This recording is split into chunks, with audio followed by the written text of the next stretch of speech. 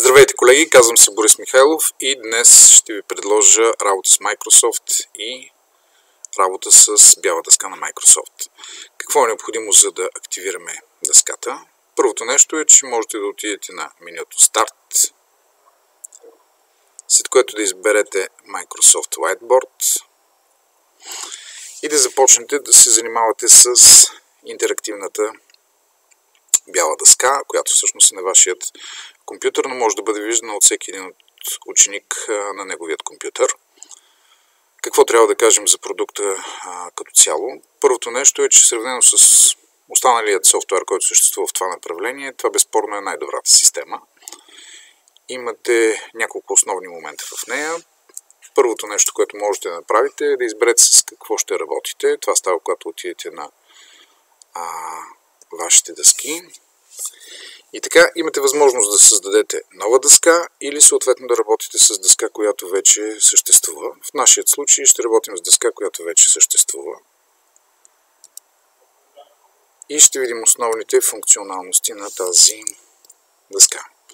И така, какво можете да правите с тази дъска? Първото нещо е, че, както всяка една обикновена дъска, вие можете да пишете на нея. За целта е необходимо да натиснете на писалката, да изберете това, което ви е необходимо от писалката. Това ще рече цвета, дебелината, която да бъде на писалката, и от тук нататък да започнете да пишете. Дъската е изключително удобна за работа и когато пишете, вие можете много лесно да управлявате този процес. Освен дъската, естествено, ако нещо сте объркали или искате по някакъв начин нещо да премахнете, можете да дадете на гумичката и да изтриете това, което вече сте направили.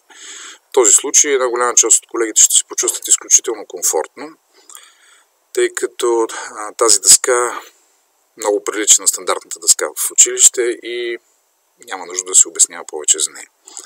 Така, следващият вариант, който имате, е да подчертаете нещо. Съответно избирате инструмента за подчертаване, след което можете лесно да подчертаете или съответно да наблегнете на нещо, което вече искате да се спомене. И така, успоредно с подчертаването, можете да използвате и различни други инструменти. В този случай един от най-често използваните инструменти, това е съответно линията. Вие можете да нагласите линията както пожелаете, да си изберете химикала и съответно да рисувате с нея. Другият вариант, който съществува, естествено ние ще изтрием този вариант. Другият вариант, който съществува, е, че можете да пишете в тази дъска и това става, когато натиснете на добави текст. Избирате си полето, върху което ще пишете. В случая аз съм ще. Така, избирате си полето, в което ще пишете и можете съответно да пълните текст. Освен текста имате възможност да правите и различни бележки. Необходимо е просто да натиснете на добави бележка и да започнете да пишете върху тази бележка.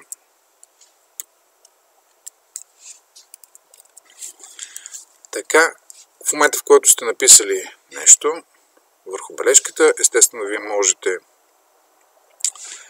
вие можете да изберете въпросната бележка и да я модифицирате както пожелаете, да смените цвета, да смените текста или, както е в този случай, просто да я изтриете. По-различният момент при тези бележки е, че вие можете да водите два типа бележки. Даваме го тук написано. Единият тип са кратки бележки, а другото е по-скоро някакви допълнения, които да бъдат към тях. Като към тези бележки е включена и една специална функция, която специално аз много харесвам. Това е възможността те да бъдат прочетени от самата система. Демонстрирам ви как става това нещо.